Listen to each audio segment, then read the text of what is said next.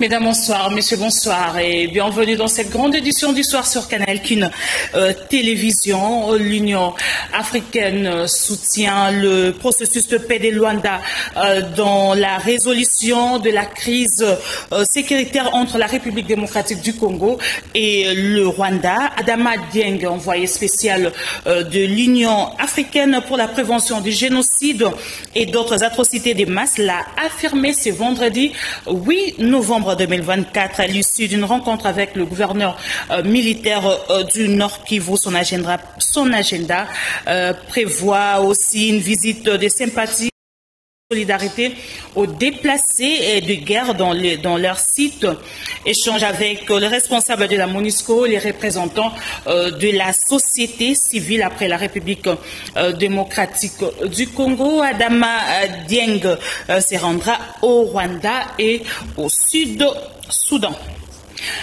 Le chef de l'État, Félix Antoine Tshisekedi Tshilombo, préside ce vendredi 8 novembre 2024 la cité de l'Union africaine, la 21e réunion du Conseil de ministres du gouvernement Judith Suminwa Tuluka. Outre la communication du président de la République, le Conseil va poursuivre sur l'état d'avancement de la situation épidémiologique en République démocratique du Congo, des missions de contrôle des opérations économiques ainsi que de la situation sécuritaire sur toute l'étendue du territoire national.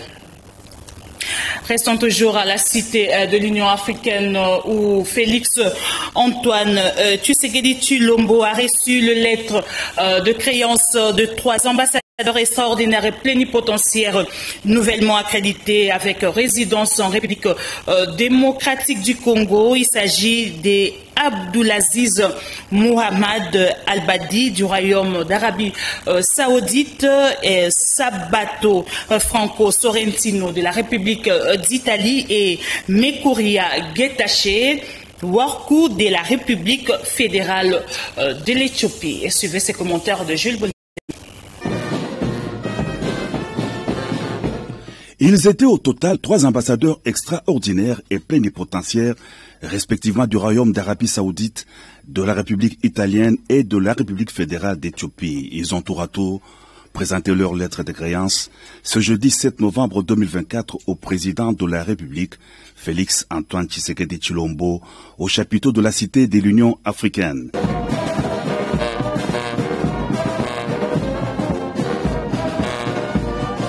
Le premier reçu par le chef de l'État, l'ambassadeur Abdulaziz Mohamed Al-Badi d'Arabie Saoudite est marié et père de 2 enfants. Son Excellence, M. Abdulaziz bin Mohamed Al-Badi, ambassadeur extraordinaire et plénipotentiaire du Royaume d'Arabie Saoudite.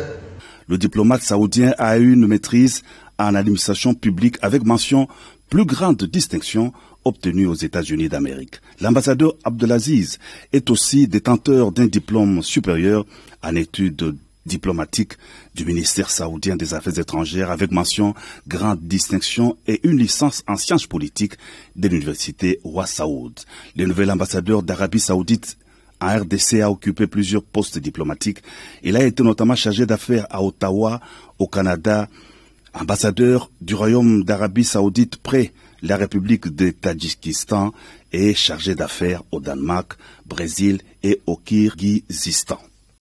C'était ensuite au tour de l'ambassadeur d'Italie Sabato Franco Sorrentino de présenter ses lettres de créance au président de la République.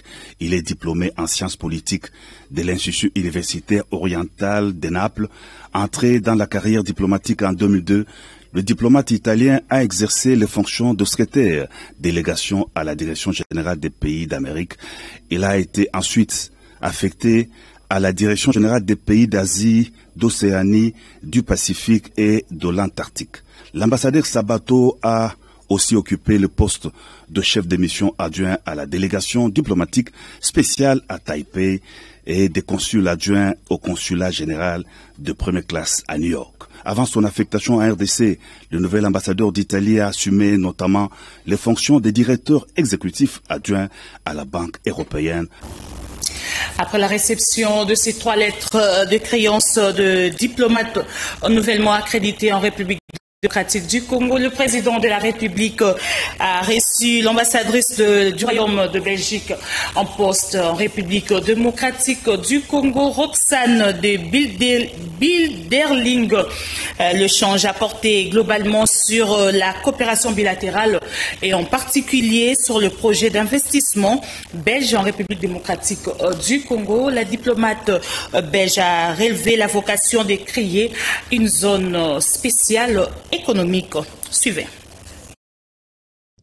Il s'est agi des discussions autour des différents thèmes qui animent les relations bilatérales entre la République démocratique du Congo et la Belgique. Parmi les sujets évoqués, le projet sur les investissements économiques, particulièrement dans le domaine agricole. Nous avons aussi échangé sur les différents projets sur lesquels la Belgique est très fort investie ici. Il y a les investissements économiques. Je reviens par exemple, la semaine dernière, j'étais dans le sud du Bangui où j'ai visité une plantation où on transforme des produits agricoles congolais localement et il y a vocation à créer une zone économique spéciale, à développer le corridor qui mène jusque Douala pour exporter des produits congolais, mais aussi à travers le port d'Akoula, par le fleuve, à amener tous des produits vers Kinshasa. Donc nous sommes convaincus que ce genre d'intervention est vraiment très bénéfique pour avoir toute une série d'impacts pour la population. L'entretien entre le chef de l'État Félix-Antoine Tshisekedi Tshilombo et la chef de la diplomatie belge en poste à Kinshasa a également tourné autour de la sécurité à l'est de la RDC avec un accent sur le processus de Luanda, du climat des affaires et de l'aide au développement. Le Royaume de Belgique, à travers son agence de coopération bilatérale EUNABEL en sigle, compte soutenir bon nombre de projets, notamment dans la formation technique des jeunes. Vous l'avez déjà entendu parler lui-même du climat des affaires. Je crois que le président a vraiment une volonté de changer les choses, d'améliorer le climat des affaires, parce que si les investisseurs qui sont là aujourd'hui en RDC constatent qu'il y a cette amélioration du climat des affaires, ils vont en inspirer beaucoup d'autres pour venir investir dans ce pays. Les relations bilatérales entre Kinshasa et Bruxelles remontent à des lustres, un partenariat qui ne cesse de s'intensifier à travers des projets à impact visible. C'est sans débat que les élus nationaux ont procédé au vote de projet de loi portant prorogation de l'état de siège dans les provinces de l'Ituri et du Nord Kivu, et c'est pour la 85e fois. Suivant.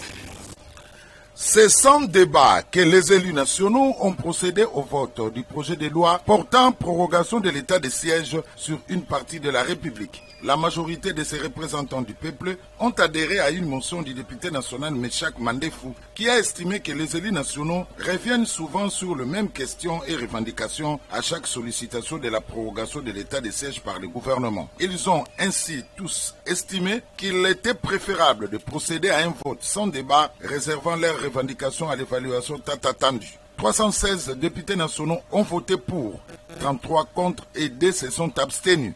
Ce choix de voter sans débat traduit à suffisance la position de la Chambre basse du Parlement sur l'urgence d'une évaluation de cette mesure d'exception au vu de certaines dérives et mégestions enregistrées et dénoncées dans les provinces concernées. Le vice-ministre de la Justice et contentieux électoral, Samuel Mbemba, qui a présenté et défendu ce projet de loi, a profité de la tribune lui accordée après le vote de la motion pour livrer un message spécial de la première ministre Judith Suminwa Tuluka à la plénière sur l'état de siège. Il s'agit notamment de l'instruction reçue du chef de l'État sur l'organisation sans tarder de l'évaluation de l'état de siège par l'exécutif national, de la décision de l'envoi d'une mission gouvernementale associant les élus nationaux dans ces deux provinces autour du 21 novembre, de la tenue de l'évaluation de l'état de siège à la fin du mois de novembre, Concernant ces messages, le speaker de la Chambre basse du Parlement, le professeur Vital Kamerhe, a exprimé son souhait de voir ces assises être organisées au Palais du Peuple, siège de la représentation nationale. D'aller dire à Madame la Première ministre toute notre indignation de voir que le ministre des Affaires étrangères du Rwanda arrive à Goma. Ce n'est pas mauvais puisque nous recherchons la paix, nous sommes pour la paix, mais que vous puissiez lui donner autant d'honneur. Et le gouverneur militaire et l'inspecteur provincial de la police, je considère pour moi que c'est très grave et que nous ne savons pas ce que nous faisons pour. Donc il faut lui dire la prochaine fois quand ce ministre viendra sur le territoire congolais, nous n'avons même pas besoin d'avoir des honneurs quand nous allons au Rwanda, et ils ne le font jamais, et ils se font respecter. Mais comment nous pouvons vraiment, dans la ville martyre de Goma, nous recevons le ministre des Affaires étrangères du Rwanda. À la primature, la première ministre Judith Suminwa Tuluka a reçu en audience la délégation de réseau de femmes mandataires en République démocratique du Congo, conduite par la directrice générale de la radio-télévision nationale congolaise, Sylvie Elengue. Reportage signé Jules Boulembi. Au cours de cette rencontre et à travers un mémo, les réseaux a fait part à la chef de l'exécutif central de préoccupations relatives à la gestion de leurs entreprises respectives, ainsi que des difficultés auxquelles elles font face, notamment les conditions de travail des mandataires et des employés en vue d'une amélioration, les impaiements et manque de frais de fonctionnement dans les établissements nouvellement créés, la disparité des traitements entre les mandataires du portefeuille. Elles ont également sollicité l'appui du gouvernement sur les réformes à apporter au sein de leurs entreprises. Il était donc question d'avoir un premier contact avec la Première ministre, faire un bref aperçu de nos entreprises. Nous avons parlé des réformes et de l'amélioration de manière générale des conditions de travail des dirigeants et des agents des entreprises publiques.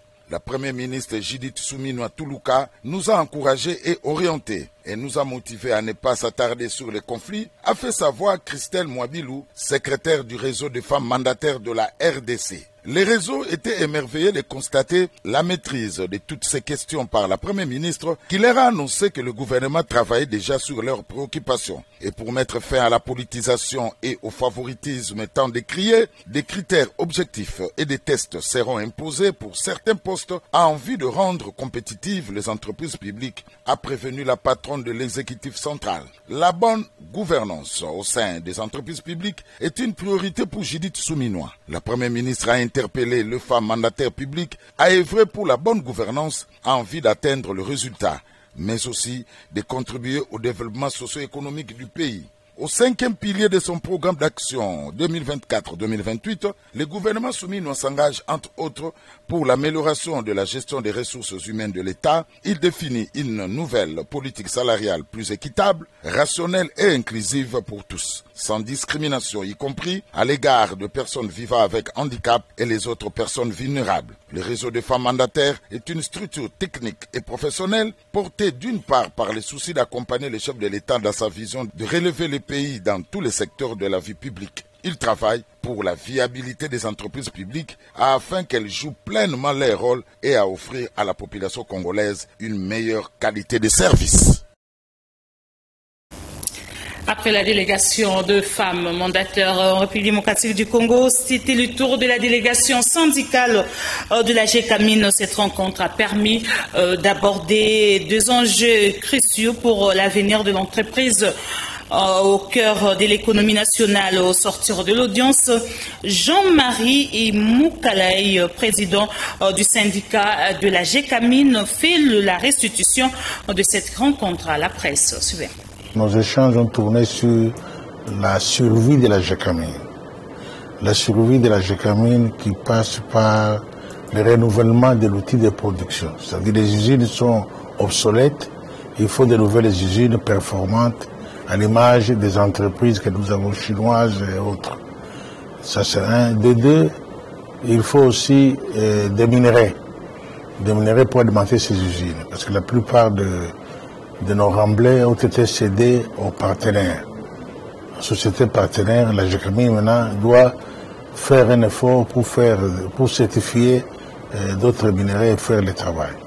Donc, la réponse a été rassurante pour nous, c'est-à-dire elle a promis de faire de la gécamine comme avant, fleuron de notre économie, mais il faut le préalable. Ce sont les moyens financiers dont la gécamine dispose dans ces partenariats, mais la gécamine, c'est une entreprise de l'État congolais, que l'État accepte qu'une partie de ces recettes puisse servir à renouveler les usines et faire des recherches pour avoir les minerais. Ce partenariat donne des ressources à la gécamine. Mais la gécamine, c'est une entreprise qui a un seul propriétaire, un seul actionnaire, l'État congolais. Il faudrait que cet actionnaire-là puisse consentir pour dire dans ce que vous attrapez du côté des joint ventures ou partenariat, eh bien, vous utilisez autant pour renouveler l'outil de production, autant pour faire des recherches, et moi, propriétaire, je prends autant. C'est à ce niveau-là que se trouve le problème. Le dialogue, oui, le dialogue a eu lieu, et même nous avons fait un mémo sur l'état de la situation à son Excellence et au Président de la République. Il y a eu le dialogue constructif, mais le dialogue avec l'État propriétaire, c'est un problème. Nous, syndicalistes, nous sommes mieux placés pour exprimer certaines choses. À la Chambre haute du Parlement congolais, c'est au cours de la plénière que les élus des élus ont adopté le calendrier de travaux de la session ordinaire de septembre et du projet de loi portant autorisation de la prorogation de l'état de siège dans les provinces du Nord Kivu et de l'Ituri. Réunis en plénière ce jeudi 7 novembre 2024 sous la conduite de l'honorable Jean-Michel Samaloukonde, président de la Chambre haute du Parlement, les sénateurs ont procédé à l'examen et l'adoption du calendrier des travaux de la session ordinaire de septembre ainsi que du projet de loi portant autorisation de la prorogation de l'état de siège sur une partie du territoire national. Concernant le premier point lié à l'examen et l'adoption du calendrier des travaux de la session ordinaire de septembre, le président du Sénat a souligné que le projet de calendrier présenté ce jour à la plénière avait été préalablement examiné et adopté par la conférence des présidents de la Chambre haute la veille de cette séance plénière. Faisant lecture du contenu du projet de calendrier, la rapporteure du Sénat Nefertiti Ngoudiaza a fait savoir que ce calendrier comprend principalement l'examen et l'adoption de quelques projets de loi, notamment le projet de loi de finances exercice 2025, le projet portant reddition des comptes 2023, le projet de loi de finances rectificative exercice 2024. Au cours du débat qui s'en est suivi et tout en prenant en considération quelques remarques soulevées par les sénateurs, le président du Sénat, Jean-Michel Samaloukonde, a fait remarquer que ce calendrier reste ouvert à toute éventuelle matière qui pourra être déposée. À ce stade, ce calendrier regorge de matières dont le bureau a été régulièrement saisi. En ce qui concerne le projet de loi portant autorisation de la prorogation de l'état de siège au Nord Kivu et en Ituri, celui-ci a été présenté aux sénateurs par le vice-ministre de la Justice Samuel Mbemba qui, au regard de la situation sécuritaire actuelle dans les deux provinces concernées, a demandé à la Chambre des sages d'adopter ce projet de loi étant donné que l'objectif recherché par l'instauration de ces régimes exceptionnels n'est pas encore totalement atteint. Le débat a été houleux. Quelques sénateurs ont soulevé des préoccupations et recommandations pertinentes allant dans le sens d'inviter le gouvernement à tout mettre en œuvre pour que la paix soit rétablie dans les provinces sous état de siège. Pour certains élus, des élus, il faut une réflexion approfondie sur la question de l'état de siège pour des solutions idoines. En réplique aux préoccupations des sénateurs, le vice-ministre Samuel Mbemba a annoncé l'évaluation de l'état de siège sur instruction du président de la République en tenant compte des recommandations des parlementaires et des autres. À l'issue de la 13e session de la commission mixte défense et sécurité, la République démocratique du Congo et la Zambie ont adopté les résolutions élaborées par les experts de ces deux pays en présence du ministre de l'Intérieur de la RDC, Jacques Chabani, et celui de la Zambie, Ambroise Lufuma. Reportage de Jonathan Mutombo. La troisième session de la commission permanente mixte de défense et de sécurité RDC-Zambie s'est clôturée avec l'adoption des résolutions par les deux pays. Le Premier ministre, ministre de l'Intérieur, Sécurité, Décentralisation et Affaires coutumières Jacques Meshabani Loko et son homologue zambien Ambrose Lufuma ont signé conjointement le jeudi 7 novembre à Kitwe en Zambie les communiqués officiels sur l'adoption des résolutions élaborées par les experts de la RDC et de la Zambie à l'issue de la 13e session de la commission mixte défense et sécurité RDC-Zambie. Bien avant cette réunion ministérielle, co-présidée par ces deux personnalités, les experts de ces pays ont au préalable évalué des mesures préventives qui ont été prises pour mettre fin aux incidents constatés le long de cette frontière commune. Ces travaux qui visent à promouvoir les relations de bon voisinage entre la RDC et la Zambie, notamment en matière de lutte contre la criminalité transfrontalière, rencontrent la volonté des deux chefs d'État de ces deux pays, attendait Félix Antoine Tshisekedi Tshilombo et son homologue zambien Hakainde Hichilema. Auteur de cette démarche et initiative,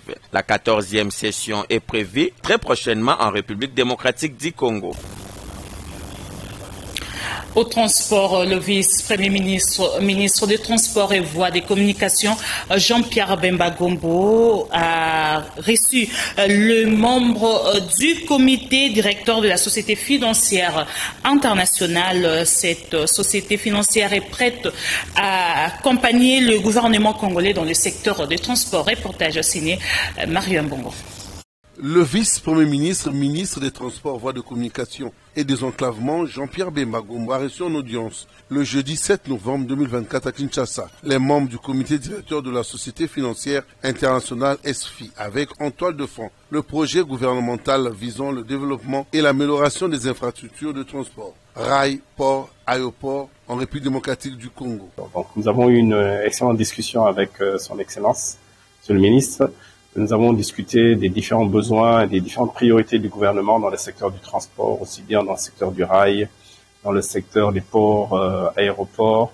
Et nous avons convenu de continuer les discussions en vue d'accompagner les projets du gouvernement pour renforcer ces infrastructures de transport qui sont nécessaires pour le développement économique du pays.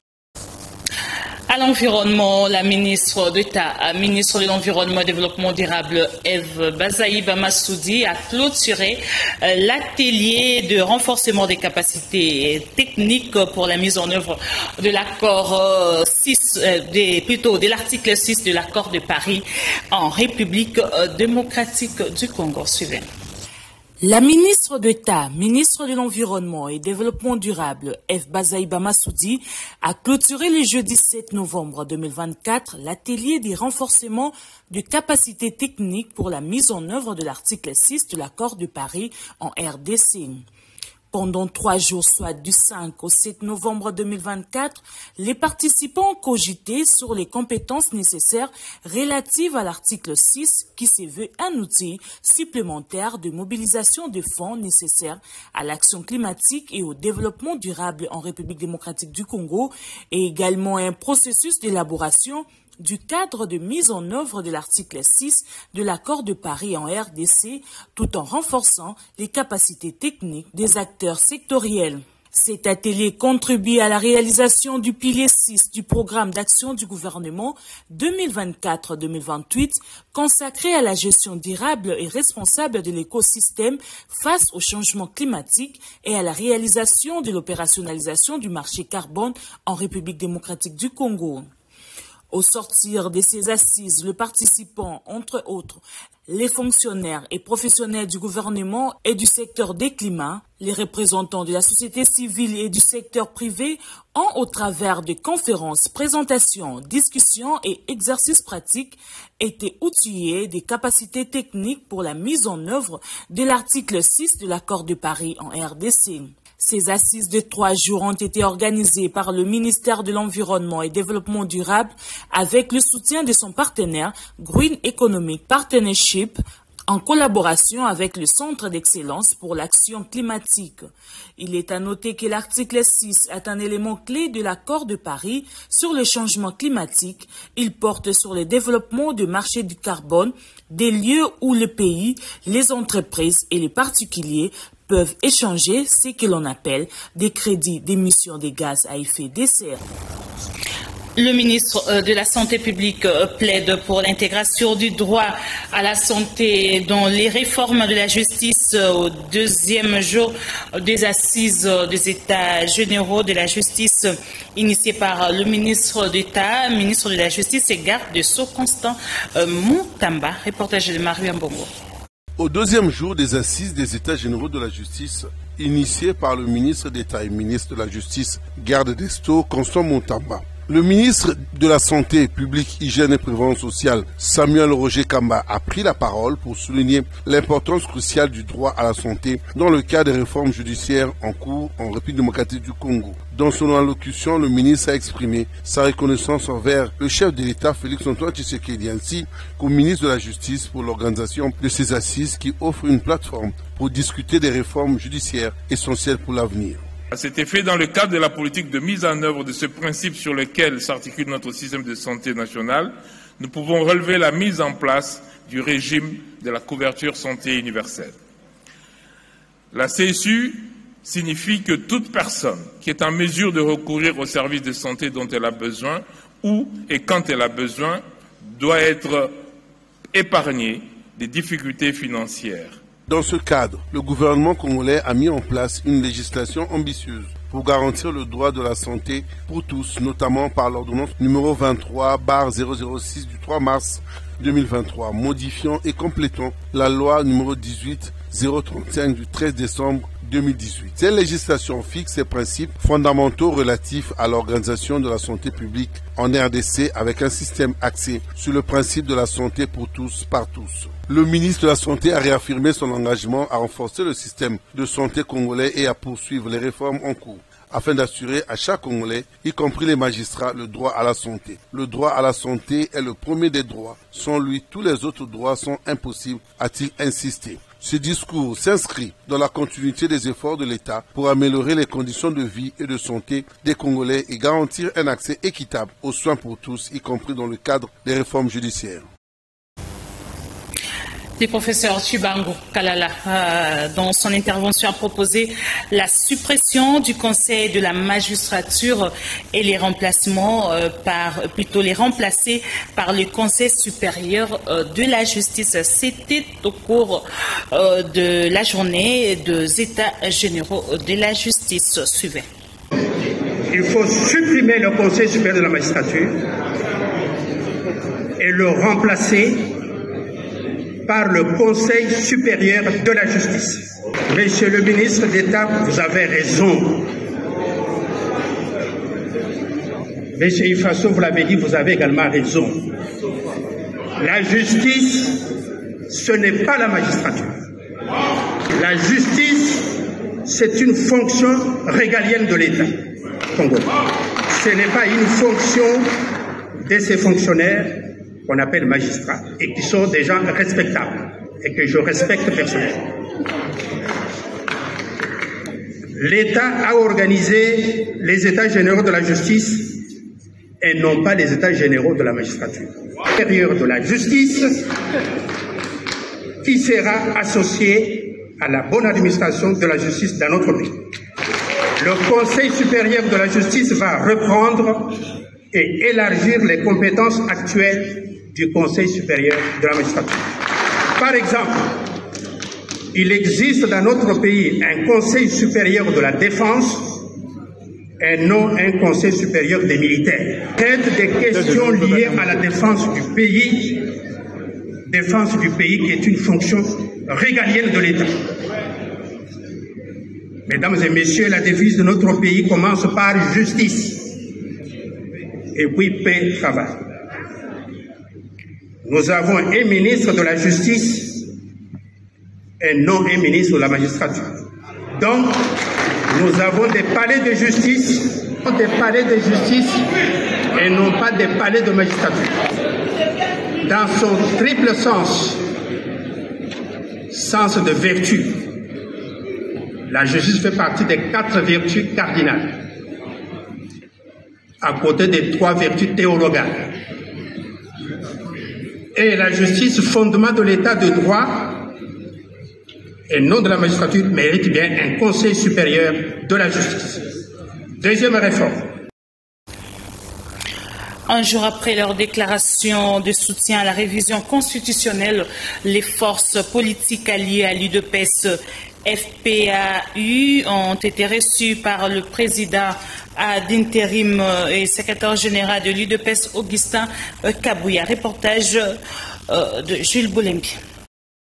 C'est un soutien de taille que vient d'enregistrer les combats politiques autour de la révision constitutionnelle, car à l'unanimité, les forces politiques alliées à l'UDPS en sigle FPAU ont décidé de prêter main forte à leur parti mère dans cette dynamique visant à doter la nation congolaise d'une loi fondamentale écrite par les Congolais et adaptée aux réalités nationales.